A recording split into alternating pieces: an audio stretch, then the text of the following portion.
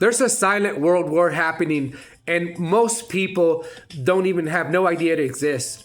A war in which America was destined to lose. They just didn't know it at the time. An economic war in which most countries manipulated their currencies to benefit themselves. A trap that the dumb American corrupt politicians fell for. And by the time they realized it, it was too late. And we're now on the verge of losing that war. You see, in my opinion, these ICE agents is almost like a form of desperation and almost like a form of martial law.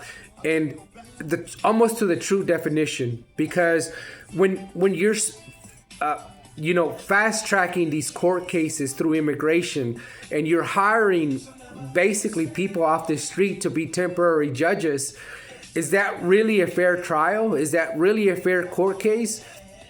And also, you have the military, basically an armed military militia out there arresting people. That's almost the true definition of martial law, in my opinion. Not quite, but almost, right? And so it started when America in the 70s, when we were at war with Vietnam. We had tapped out of our resources, right? The gold standard was basically tapped out. We can no longer borrow money because we didn't have assets to cover.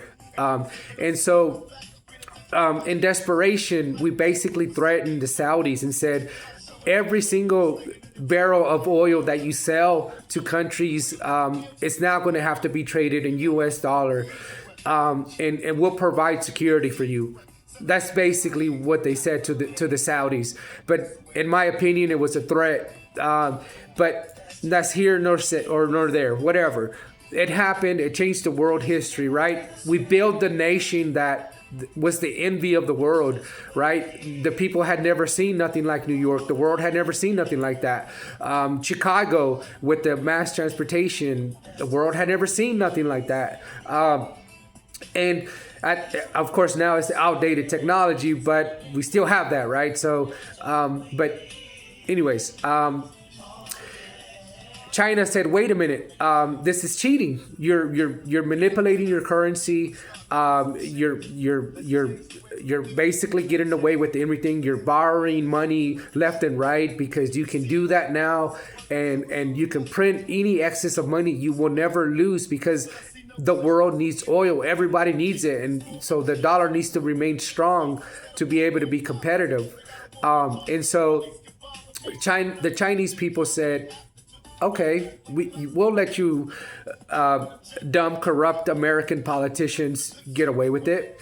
And we know that their corporate donors are looking to manufacture in other countries. In fact, they're looking to ship all American manufacturing overseas. We're going to manipulate our own currency. We're going to lower the currency. And yeah, that's right, lower it, because what we'll do is that we'll invite all those American companies, all that technology to come to China, and we'll take over, right?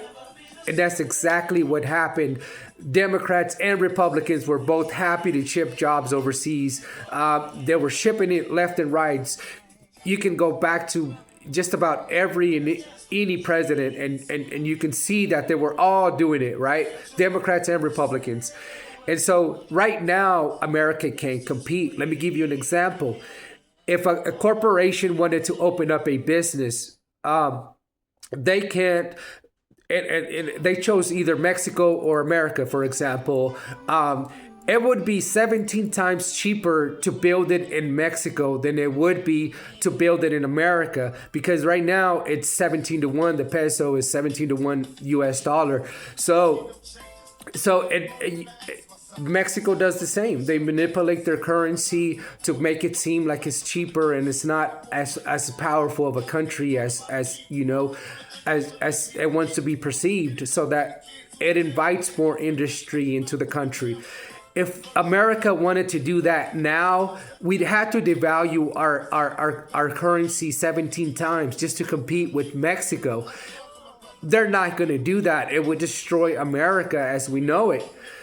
So countries like China and Mexico did something different. They focused on their people. They focused on public transportation. They focused on housing. They did that.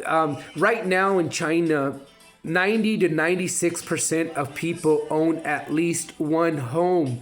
Think about that for a moment. You know, it's amazing. Countries like Mexico, for example, will give you, there's programs where they'll assist you with buying a home at 0% interest rate, courtesy of the government. They'll give you money to remodel. They'll do a lot of these different programs that they have. They put their people first and invited industry in. And so then the dumb American corrupt politicians realized, wait a minute, we can no longer manufacture anything. We're completely dependent on the world for anything that we want to manufacture, right? So this is a war that we're losing now. The U.S. currency it's getting devalued left and right. Industries are leaving America, and this is the reality of what's happening, right? And so this Trump administration is realizing that, wait a minute, we're going down the toilet. And in desperation, they'd rather see the world burn than to have us lose, right? So what's the next move? You invade different countries. You take their resources. You use the only thing that you have for you, which is perhaps the most powerful military in the world, right? And you flat out, without permission, take countries like Venezuela, and you make the Venezuelan people think that you're going to invest money into their country when in fact you're just another thief, no different than Maduro, right? You separate the people, right? What happens when we go to war with different countries, or there's a conflict with a different country? We target those people of those countries, right? Why is this so important that we target those people of those countries? Because there's a fear within the American government that, for example, if we attack Mexico, there's 40 million Americans here in America. If we attack Mexico, for example, there's that threat of terrorist acts, or not that anyone would do that, but I'm just saying, their own people from America, their own Mexican people can turn against the country, right, that they live in, which is America, right? And so we have a long history of this. We did it with the Muslims during the 9/11 attacks. We did it recently with the Venezuelans. We started massively deporting them before we invaded Venezuela. That's a form of separating people before you invade. And so, in my opinion, this could be the beginning of something sinister and really bad. This could be the beginning of complete desperation by the Trump administration, in which our dollar is completely failing.